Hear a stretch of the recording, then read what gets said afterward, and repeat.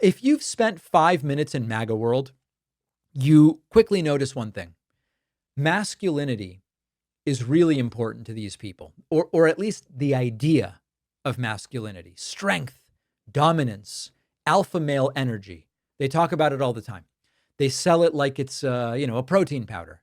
But the problem is that the people pushing this image of masculinity, these guys holding up, we are the real men, by their definitions, they are not the alpha males. They're not even close. And in fact, many of them wouldn't last 10 minutes without a private chef and a security detail and someone to tell them you're doing so great. Now, I want to be really clear.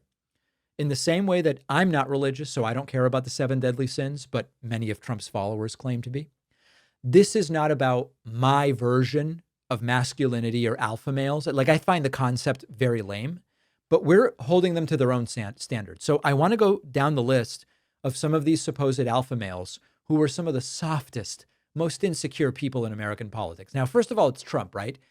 They worship this guy as a strongman, a dominant force, the apex predator.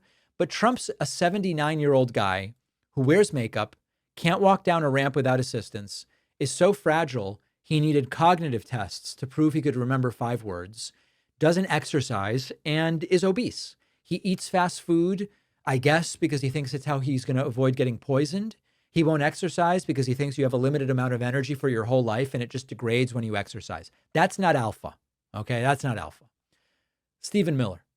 Miller's the guy behind a bunch of Trump's most authoritarian policies. He tries to project this hardline, icy persona. You watch him speak, it's like watching a haunted ventriloquist dummy. He's all ideology, no presence. You put him in a gym locker room and he'd ask, how does the bench press work? Okay, but remember, their standards. J.D. Vance. Vance loves to talk like he's had this rugged Appalachian upbringing. But he's a Yale law grad funded by Peter Thiel, who does whatever Peter Thiel tells him to do. And he went from like a memoir writing, hillbilly elegy guy to just being a MAGA cultist. He supposedly, or apparently, gave up everything he believed, did a 180, and is yes, Trump, whatever you want. Not very alpha. You then go to Elon Musk. Musk thinks basically that he's Tony Stark.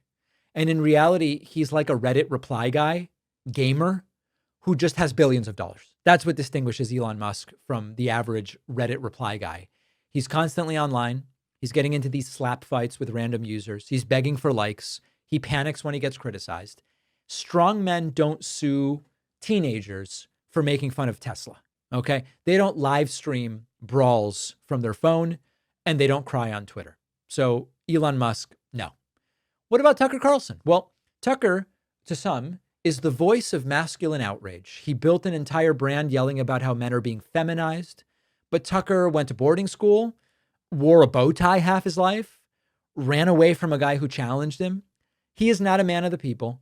He's a trust fund kid. And he's in a panic about the fact that real masculinity doesn't look like a guy who hides behind studio lights and does moral panic monologues. Tucker, no. What about Matt Gaetz?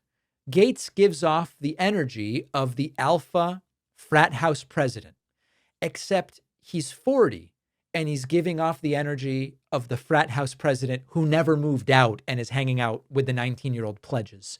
And he struts around with the bravado of a guy who never faced a real consequence in his life. He's got the heavily engineered hair, the Botox, the eyebrows, the whole thing. By their standards, this is not the alpha guy. What about Ronda Santis? DeSantis did try rebranding as this kind of hard-nosed, don't mess with me culture warrior, don't mess with Florida. But as soon as he had to campaign against Trump, he melted into this socially awkward puddle of pudding fingers and sort of trying to tell people, you really should vote for me, but I'm not really going to say anything bad about Trump. And he wears the lifts in his boots to look taller. He smiles like someone off camera was like, smile, smile. It's not alpha by their definition. All right, but now we're getting to the real alphas in this movement. Andrew Tate. Andrew Tate sells masculinity as a product to insecure teens mostly. But the reality is that Tate is currently out of jail, under investigation for human trafficking, known for screaming into a webcam from inside a compound with armed guards. And if your whole brand is, I am the strongest man alive, and as soon as things get real, all of a sudden you shrivel, that's not really alpha. That's like you're a salesman in a bathrobe or something like that. And then finally, just because we're looking everywhere for the alpha males, what about Eric Trump? I know. Eric Trump looks like he was engineered in a lab to be ignored. He tries to act really tough. Every time he opens his mouth, he sounds like the backup weather guy with a sinus infection. And if his last name weren't Trump, he would be, I don't even want to insult anyone by saying what kind of a job he would be doing, but he's the classic MAGA archetype, all access, no charisma, silver spoon guy, never really built anything, never had to make it on his own. So these guys, they talk about masculinity nonstop. They say the left is feminized men, but the truth is they're insecure. They perform strength because they don't really have it. And they sell the idea of being alpha to people who are completely powerless, hoping that they won't notice it. The only thing dominant is they are constantly trying to convince others of how powerful they are and how alpha they are. And most people can see completely through it. So once again, if your standard for masculinity is the one that they have laid out, they themselves completely fail to meet it. Did I miss anyone in my rundown? Let me know. We've got a great bonus show for you today. You can become a member at joinpakman.com. I'll be back with everybody very soon.